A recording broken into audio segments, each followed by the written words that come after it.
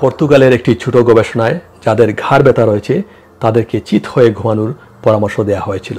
4 সপ্তাহ পর 90% অংশগ্রহণকারী জানিয়েছিলেন তাদের ব্যথা কমে গেছে। আপনার যদি পিঠের উপরের অংশ বা থোরাসিক স্পাইনে ব্যথা থাকে তাহলে হাঁটুর নিচে বালিশ রেখে চিত হয়ে ঘুমানো সর্বোত্তম অবস্থান। সায়াটিকার জন্য চিত হয়ে শোয়া সর্বোত্তম ঘুমের অবস্থান। তবে হাঁটুর নিচে বালিশ রেখে ঘুমানোর পরামর্শ দেওয়া হয়, কারণ আপনার পা যদি সোজা থাকে তাহলে পিঠের নিচের অংশে অত্যধিক চাপ পড়তে পারে। হাঁটুর নিচে বালিশ রাখার সাথে প্রয়োজনে আপনার পিঠের নিচেও একটি ছোট বালিশ রাখতে পারেন। এতে করে আপনার মেরুদণ্ড এবং তার মধ্যবর্তী ডিস্ক নিরপেক্ষ অবস্থানে থাকবে, তাই ঘুমের মধ্যে আপনার সায়াটিক নার্ভের জ্বালাপোড়া কম হবে।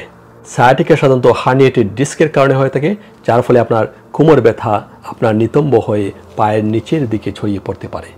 আপনার